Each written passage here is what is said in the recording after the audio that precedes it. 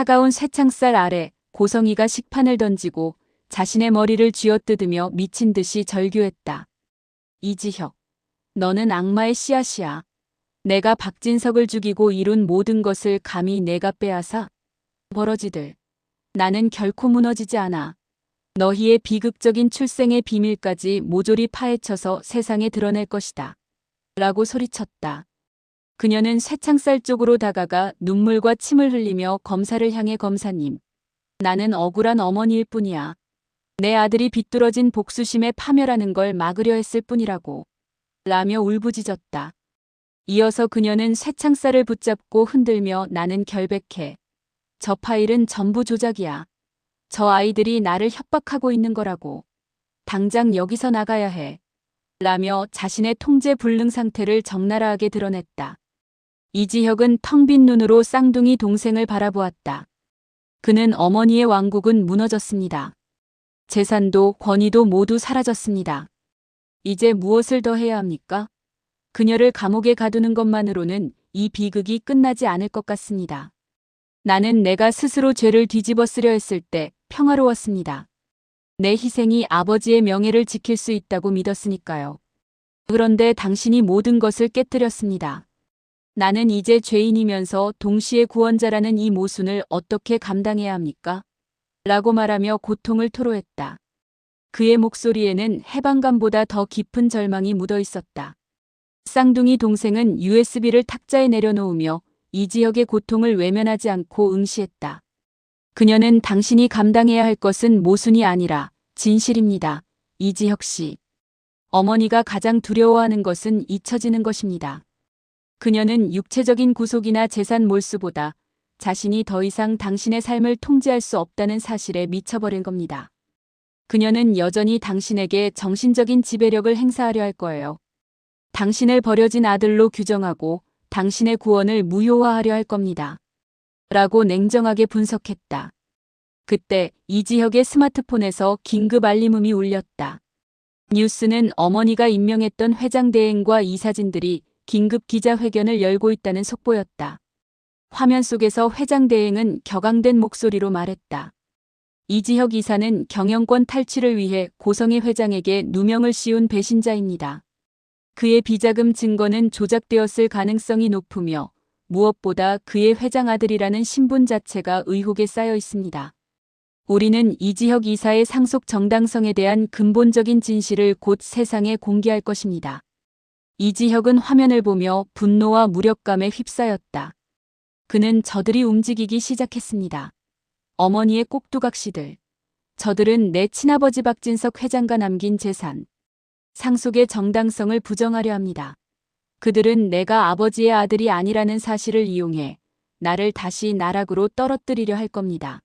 라고 절규했다. 쌍둥이 동생은 저들이 움직일 것을 예상했습니다.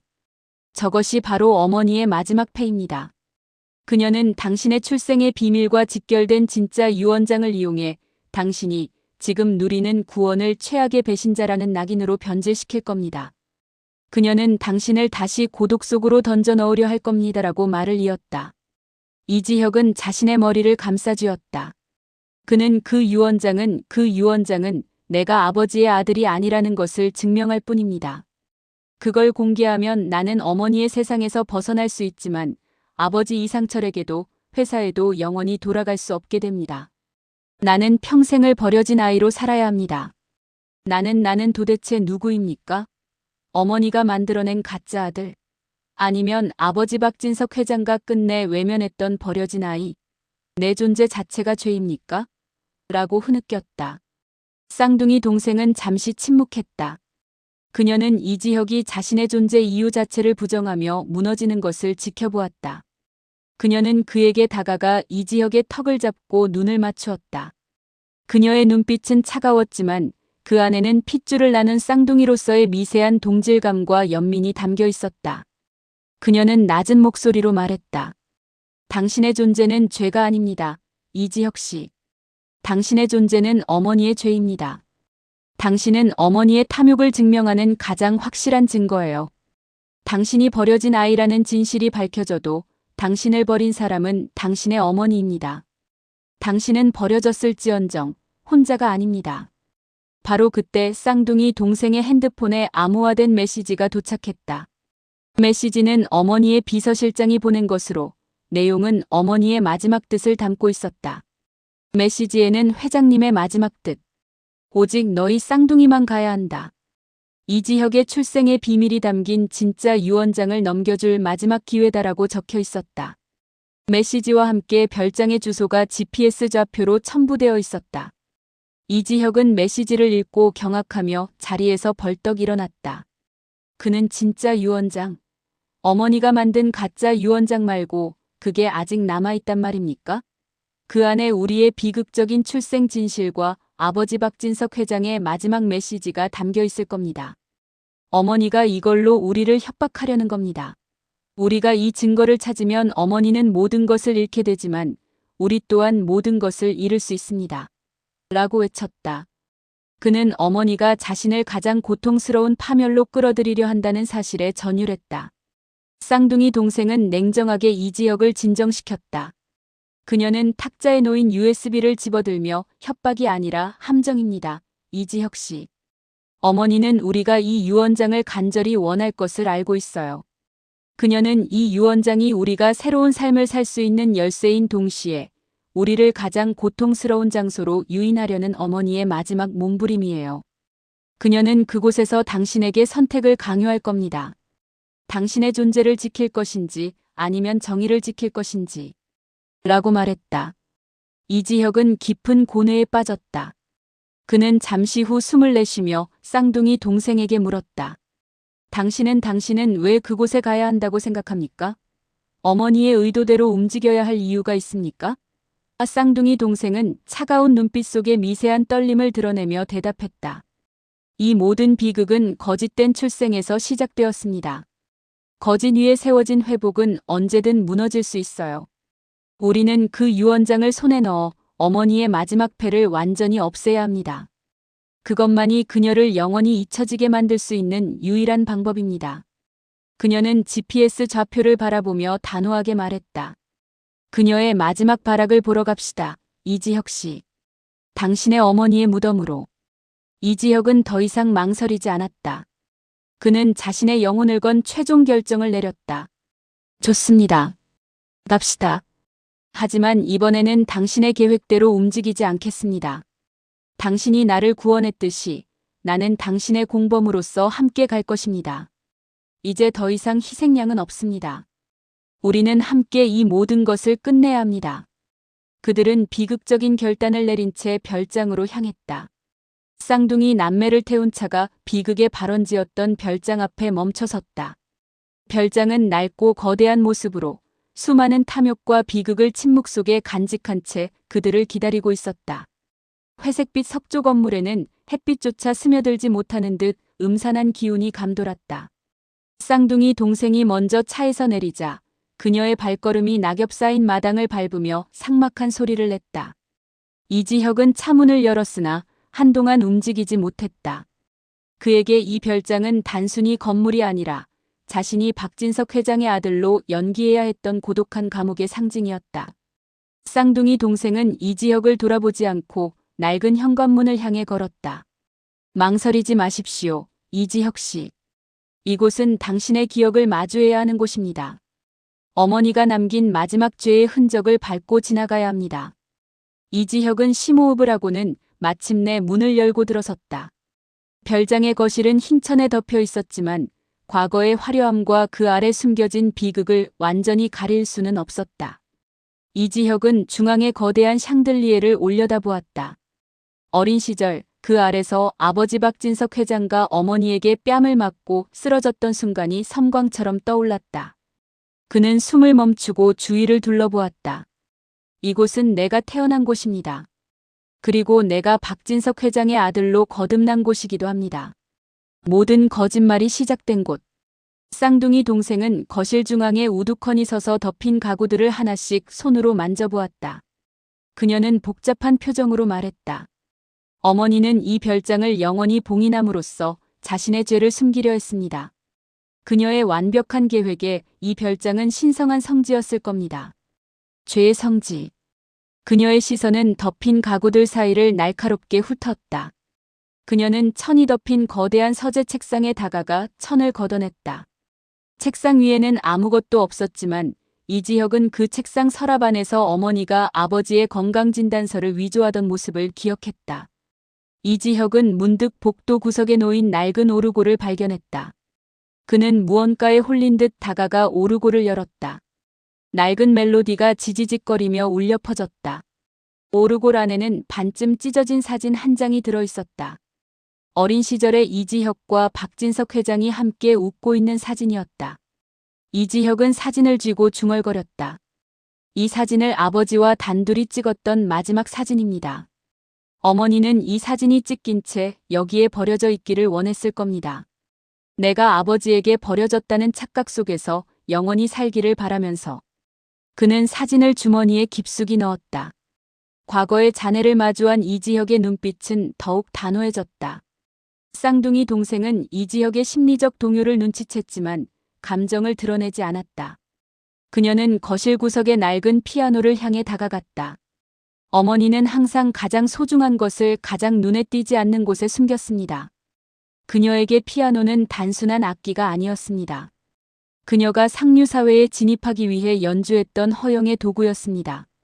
그녀는 피아노 뚜껑에 묻은 붉은 얼룩을 손가락으로 문질러 보았다. 이곳은 어머니가 당신의 친아버지 박진석 회장에게 마지막으로 승리를 선언했던 장소일 겁니다. 쌍둥이 동생이 피아노 뚜껑을 열고 낮은 옥타브 건반을 무작위로 누르기 시작했다. 철커덕, 덜컹. 요란한 기계음과 함께 건반 아래에 숨겨져 있던 작은 금고가 드러났다. 금고는 고급스러웠지만 세월의 흔적이 묻어 낡아 있었다. 이지혁과 쌍둥이 동생은 동시에 숨을 멈추고 금고를 응시했다. 쌍둥이 동생이 말했다. 이게 바로 어머니가 던진 미끼이자 최후의 무기입니다. 이 안에 우리가 모르는 진실이 담겨 있을 겁니다. 어머니는 우리가 이 문을 열었을 때 우리를 가장 고통스럽게 만들 방법을 준비해 두었겠죠. 쌍둥이 동생은 메시지로 받은 암호를 입력했다. 1205 이지혁과 쌍둥이 동생의 생일이었다. 비밀번호를 입력하자 금고가 조용히 열렸고 안에는 낡은 봉투 하나와 오래된 아날로그 녹음기가 들어있었다. 이지혁은 떨리는 손으로 봉투를 열어 진짜 유언장을 꺼냈다. 유언장은 박진석 회장의 필체로 작성되어 있었고 내용은 충격적이었다. 나의 모든 재산은 내 친자식인 쌍둥이 남매 이지혁과 지은호에게 균등하게 상속한다. 다만 나의 아내 고성이가 이 유언장의 집행을 방해할 경우 이 유언장은 나의 사망 경위에 대한 모든 진실을 담은 문서와 함께 공개되어야 한다. 나의 아내는 절대 이 아이들에게 접근해서는 안 된다. 유언장의 마지막 문단에는 어머니에 대한 깊은 두려움과 경멸이 적혀 있었다. 이지혁은 유언장을 내려놓고 녹음기를 집어들었다. 쌍둥이 동생은 재생해요. 어머니가 우리에게 주려는 마지막 비극 혹은 마지막 구원의 열쇠가 담겨 있을 겁니다. 이지혁이 재생 버튼을 눌렀다. 낡은 녹음기에서 지지직거리는 잡음과 함께 어머니의 냉랭하고 차분한 목소리가 흘러나왔다. 녹음된 어머니의 목소리가 들려왔다. 당신이 감히 나에게서 모든 것을 앗아가려 해? 박진석. 이 버려야 할 쌍둥이에게 모든 것을 물려주려 한다는 사실을 용서할 수 없어. 당신이 나를 무시한 대가로 당신은 이 아이들의 영원한 비극을 보게 될 거야. 이 유언장이 세상에 나오는 순간 모두가 이지혁이 내 아들이 아니라 내가 이용했던 도구였음을 알게 될 거야. 이어서 목소리는 더 잔혹하게 이어졌다. 나는 이 아이들 중 하나 이지혁을 이용해 당신의 왕국을 차지하고 나머지 하나 쌍둥이 동생은 평생 고독과 고통 속에 살게 할 거야. 이지혁 이 아이는 내가 만들어낸 최고의 걸작이자 당신의 왕국을 파괴하는 가장 완벽한 도구가 될 거야. 당신은 내 손에 죽을 뿐만 아니라 당신의 영혼은 당신의 아들에게마저 배신당하는 영원한 고통 속에 갇히게 될 운명이야. 녹음이 끝나자 별장은 끔찍한 정적에 휩싸였다. 이지혁은 녹음기를 부술듯이 꽉 쥐고 울먹이며 쌍둥이 동생 어머니는 우리에게 어머니의 무덤을 보여주려 한 것이 아닙니다. 우리의 무덤을 보여주려 한 겁니다. 나는 내가 누구인지, 내가 아버지 박진석 회장에게 무엇을 했는지, 이제 완전히 알았습니다. 나는 어머니의 완벽한 죄의 증거이자 아버지의 비극을 완성한 도구였습니다. 라고 절규했다. 그는 자신이 박진석 회장에게 간접적인 살인자가 되었다는 죄책감에 무너졌다. 쌍둥이 동생이 이지혁의 어깨에 손을 올리며 그를 단단히 붙잡았다. 그녀는 차가운 눈빛을 거두고 오직 연대감만을 담아 말했다. 울지 마십시오, 이지혁 씨. 어머니의 계획은 절반의 성공에 불과했습니다. 그녀는 우리를 파괴하려 했지만 결국 우리를 연대하게 만들었어요. 이 유언장과 녹음기는 우리를 파멸시키기 위한 것이 아니라 우리가 함께 싸울 수 있는 최후의 무기입니다. 쌍둥이 동생은 단호하게 이지혁을 바라보며 말했다. 우리의 복수는 이제 어머니에게서 벗어나 새로운 삶을 사는 것입니다. 우리는 이 증거들을 이용해 어머니의 모든 죄와 당신의 무고함을 세상에 밝혀야 합니다. 그녀의 이름은 영원히 잊혀지게 만들어야 해요. 그리고 당신이 그토록 사랑했던 아버지 이상철의 명예와 당신의 진정한 구원을 완성해야 합니다. 그녀는 다시 한번 강조했다. 이지혁 씨. 어머니가 이 모든 증거를 조작이라 주장하며 언론을 조종하려는 마지막 발악을 막아야 합니다. 이것이 우리의 마지막 공범 관계예요. 이 비극적인 출생의 비밀을 우리가 스스로 공개하고 어머니의 모든 것을 파괴합시다. 이 복수를 끝내고 우리는 비로소 죄책감 없는 자유로운 쌍둥이가 될 겁니다. 이지혁은 고개를 끄덕이며 그녀의 제안을 받아들였다. 그의 눈에는 더 이상 절망이 아닌 냉혹한 결의가 빛나고 있었다. 쌍둥이 남매는 유언장과 녹음기를 들고 별장을 나섰다. 그들의 비극이 시작된 장소를 뒤로하고 어머니의 영혼을 파괴할 최후의 전쟁을 시작하기 위해 새벽의 어둠 속으로 함께 걸어나갔다. 쌍둥이 남매는 유언장과 녹음기를 들고 긴급하게 회장 대행과 이사진들이 주최한 기자회견장으로 향했다. 회장 대행은 이미 이지혁을 경영권 탈취범이자 사기꾼으로 몰아가는 프레젠테이션을 시작하고 있었다. 그들은 이지혁이 박진석 회장의 친자가 아닐 가능성을 암시하는 거짓된 문서를 내보이며 여론을 조작하려 했다. 기자회견장의 분위기는 긴장감으로 가득했고 카메라는 회장 대행의 오만한 얼굴을 집중적으로 비추고 있었다. 바로 그때 회견장 뒷문이 열리고 이지혁과 쌍둥이 동생이 함께 들어섰다. 두 사람의 모습은 모든 카메라의 플래시를 한꺼번에 터뜨리게 만들었고 회견장은 순식간에 끔찍한 정적에 휩싸였다. 쌍둥이 동생은 군중을 향해 냉정하고 단호한 목소리로 입을 열었다. 여기 계신 분들은 지금 한 여인의 탐욕이 낳은 비극의 서막이 아닌 그 비극이 끝나는 종막을 보고 계십니다. 그리고 당신들이 지금 보고 있는 이 남자의 신분에 대한 모든 의혹은 바로 당신들이 그토록 믿었던 고성의 회장의 입을 통해 종식될 것입니다. 그녀는 탁자 위에 녹음기를 올려놓고 재생 버튼을 눌렀다. 낡은 녹음기에서 흘러나오는 어머니의 목소리는 회견장 전체에 퍼져나갔다. 당신이 감히 나에게서 모든 것을 앗아가려 해? 박진석. 이 버려야 할 쌍둥이에게 모든 것을 물려주려 한다는 사실을 용서할 수 없어. 이지혁 이 아이는 내가 만들어낸 최고의 걸작이자 당신의 왕국을 파괴하는 가장 완벽한 도구가 될 거야. 녹음된 어머니의 목소리가 터져나오자 회장 대행과 이사진들은 경악하며 얼굴이 새하얗게 질렸다. 그들은 마이크를 빼앗으려 했지만 쌍둥이 동생은 이미 그들의 움직임을 예상한 듯 녹음기를 꽉 잡고 이지혁의 친아버지 박진석 회장이 남긴 진짜 유언장을 펼쳐 보였다. 쌍둥이 동생이 기자들을 향해 유언장의 내용을 읽어내려갔다. 나의 모든 재산은 내 친자식인 쌍둥이 남매 이지혁과 지은호에게 균등하게 상속한다. 다만 나의 아내 고성이가 이 유언장의 집행을 방해할 경우 이 유언장은 나의 사망 경위에 대한 모든 진실을 담은 문서와 함께 공개되어야 한다. 이 유언장은 고성의 회장이 박진석 회장으로부터 모든 것을 빼앗기 위해 조작한 문서와는 다릅니다.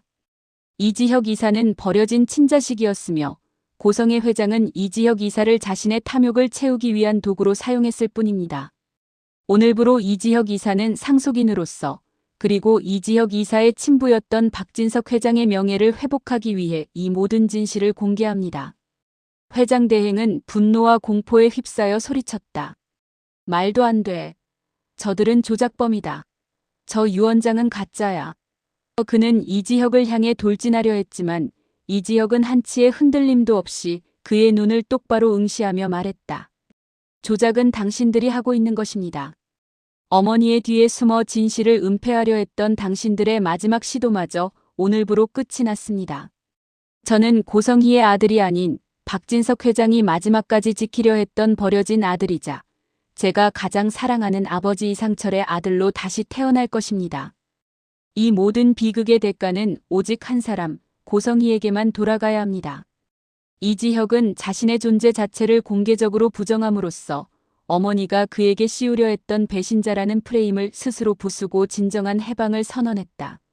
기자들은 충격과 흥분에 휩싸여 질문을 쏟아냈고 쌍둥이 남매는 그 자리에서 모든 서류와 증거들을 공개했다. 회장 대행은 결국 경찰에 의해 제지당했고 기자회견장은 진실의 폭풍으로 무너져 내렸다. 복수는 성공적으로 완성되었으며 고성희 회장의 모든 지배력은 이 순간 완전히 상실되었다. 고성희 회장은 구치소 독방에서 아침 식사를 거부하고 면회실로 끌려 나왔다. 그녀는 여전히 자신이 곧 풀려날 것이라는 환상에 사로잡혀 있었다.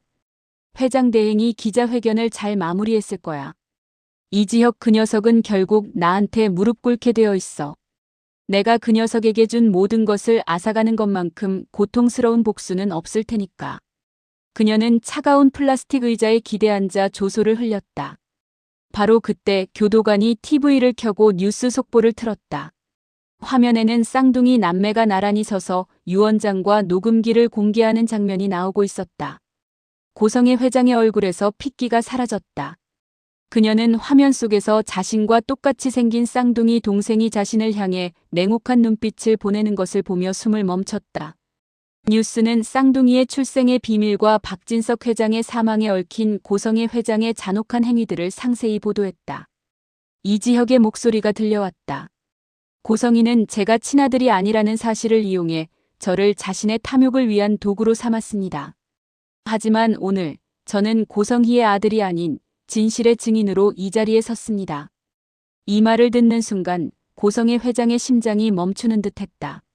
그녀는 자신이 가장 공들여 만든 걸작이자 도구가 자신을 향한 칼날이 되었음을 깨달았다. 그녀는 극도의 배신감과 공포에 휩싸여 비명을 질렀다. 아니야. 이지혁. 너는 내 아들이야. 내가 너를 키웠어. 나에게서 모든 것을 앗아갈 수는 없어. 고성희 회장은 유리벽을 주먹으로 두드리며 광적으로 절규했다. 교도관들이 달려와 그녀를 제지하려 했지만 그녀의 힘은 비정상적이었다. 그녀는 TV 화면을 향해 침을 뱉고 소리쳤다. 버러지 같은 계집애. 내가 감히 내 아들을 조종해? 너희 쌍둥이들은 이 세상에 태어나지 말았어야 했어.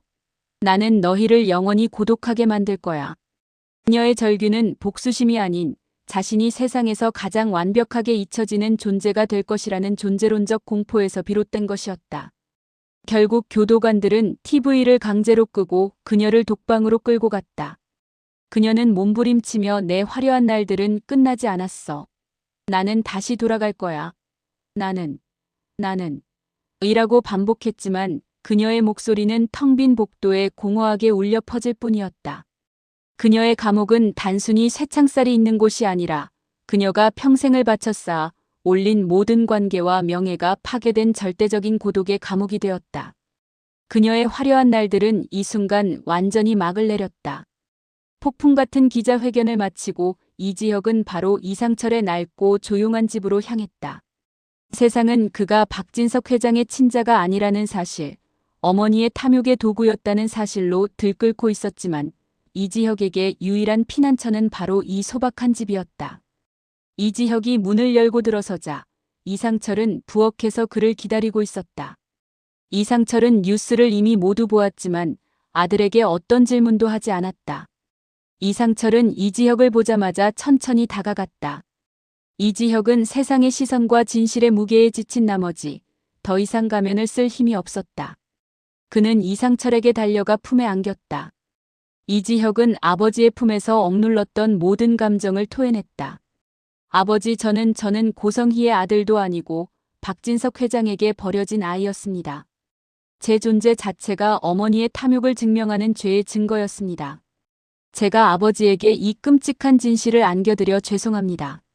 그는 흐느끼며 아버지의 어깨를 적셨다. 이상철은 아들의 등을 조용히 쓸어주었다. 그의 눈에는 눈물이 고였지만 목소리는 따뜻하고 단호했다. 이상철이 말했다. 이지혁, 너는 내 아들이다. 고성이가 널 낳았을지 모르지만 나는 너를 키웠고 너의 고통을 보았고 너를 위해 기꺼이 내 모든 것을 희생할 수 있었다. 그 어떤 유언장도 어떤 출생의 비밀도 너와 나 사이의 진정한 관계를 부정할 수 없다. 너는 나에게서 버려진 아이가 아니야. 너는 내 아들이고 나는 너의 아버지다. 그걸로 충분하다. 이지혁은 아버지의 품에서 비로소 자신이 이지혁이라는 존재로 인정받고 있음을 느꼈다. 그는 복수가 끝난 후 찾아온 공허함과 혼란 속에서 이 아버지의 사랑이야말로 자신이 진정으로 얻은 구원이자 새로운 정체성임을 깨달았다. 그는 고개를 들고 눈물을 닦았다. 이지혁이 말했다. 이제야 알겠습니다. 제가 평생 갈망했던 화려한 날들은 회장 아들의 삶이 아니라 아버지와 함께할 수 있는 이 소박하고 진실된 삶이었다는 것을요. 그는 과거의 굴레를 완전히 벗어던진 듯 처음으로 진정한 안도의 미소를 지었다. 지은호는 기자회견 직후 박성재를 공항 근처의 한적한 카페에서 만났다. 박성재는 그녀에게 깊은 존경심과 애정을 담은 눈빛으로 말했다. 당신이 해냈습니다, 은호 씨. 당신은 이지혁 씨를 구했고 고성희의 악행을 심판했습니다. 이제 당신의 앞에는 모든 것이 열려 있습니다. 박진석 회장의 유산과 당신의 뛰어난 지성을 이용해 새로운 왕국을 건설할 수 있습니다. 박성재는 그녀와 함께 새로운 미래를 꿈꾸고 있었다. 지은호가 테이블 위에 서류 한 묶음을 놓았다. 저는 왕국을 원하지 않습니다, 성재 씨.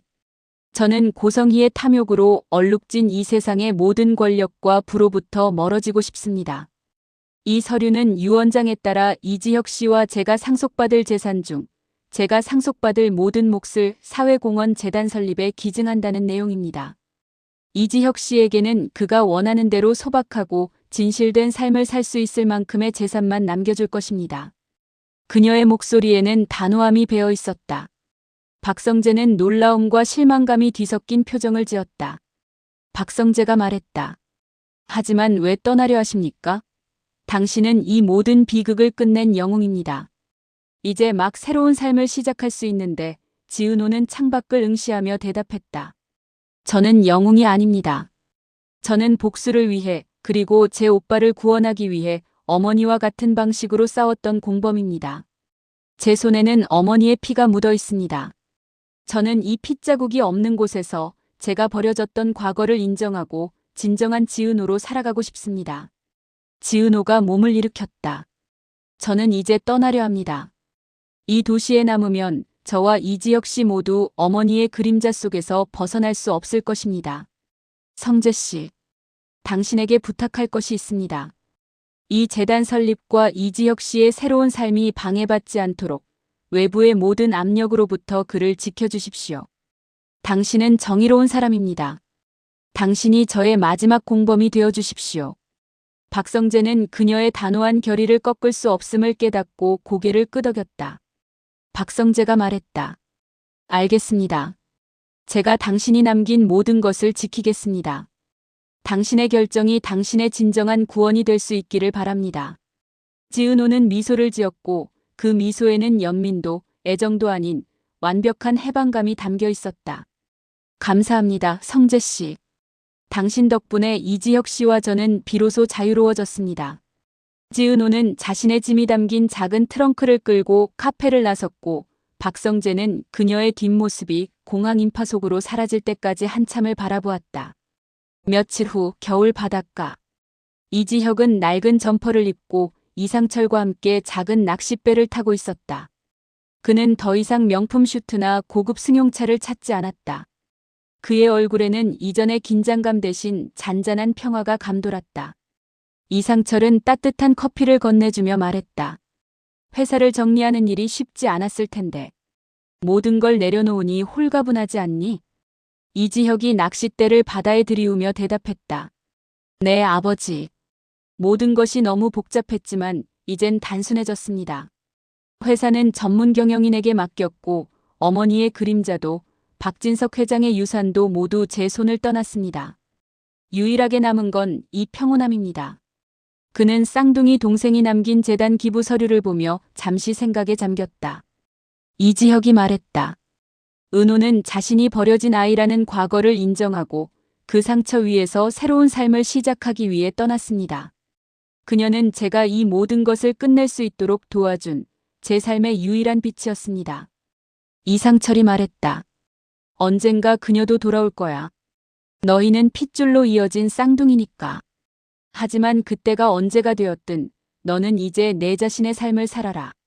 화려한 날들은 명예나 돈이 아니라 죄책감 없이 하루를 살아갈 수 있는 자유라는 것을 너는 이미 깨달았잖니. 이지혁은 고개를 끄덕였다. 그는 바다를 향해 활짝 웃었다. 그 웃음은 세상의 모든 굴레에서 벗어난 진정한 이지혁의 웃음이었다. 이지혁은 주머니 속에서 오르골에서 꺼냈던 반쯤 찢어진 어린 시절 사진을 꺼내어 바다를 향해 던졌다. 찢긴 사진은 파도에 휩쓸려 사라졌다. 그것은 과거의 고통을 바다에 묻고 새로운 미래를 맞이하겠다는 이지혁의 조용한 선언이었다. 그는 마지막으로 깊게 숨을 들이마시며 평화를 만끽했다. 바로 그때 이지혁의 스마트폰에서 긴급 알림음이 터져나왔다. 화면에는 속보 이상철 전 비서실장, 의문의 교통사고. 생명위독이라는 섬뜩한 헤드라인이 붉은색 글씨로 깜빡이고 있었다. 이지혁은 충격으로 스마트폰을 놓쳤고 핸드폰은 배 바닥에 떨어져 액정이 깨졌다. 화면에는 사고 현장 사진과 함께 고성희 회장의 명령을 수행했던 회장 대행의 배후 개입 가능성을 암시하는 짧은 문구가 떠 있었다. 이지혁은 순식간에 얼굴이 창백해졌고 평화로웠던 눈빛은 다시 차가운 복수심으로 가득 찼다. 그는 자리에서 벌떡 일어나 배를 멈추라고 외쳤다. 아버지, 아버지. 이지혁은 떨리는 목소리로 이상철을 돌아보았지만 이상철은 이미 조용히 눈을 감고 있었다. 이지혁은 이상철의 얼굴을 어루만졌다. 이상철의 표정은 평화로웠지만 미약하게 뛰던 심장이 결국 멈춘 듯했다. 이지혁은 아버지의 싸늘해진 몸을 붙잡고 절규했다. 어머니, 당신의 복수는 아직 끝나지 않았습니까? 당신은 나의 모든 것을 부수고 내가 유일하게 사랑했던 사람마저 빼앗아갔습니다. 당신의 마지막 발악, 제가 반드시 멈추겠습니다. 이지혁은 다시는 무너지지 않습니다. 이 싸움은 지금부터 시작입니다. 그는 아버지의 시신을 붙잡고 울부짖었고 겨울바다는 이지혁의 고통과 새로운 복수의 결의를 침묵 속에 삼켜버렸다.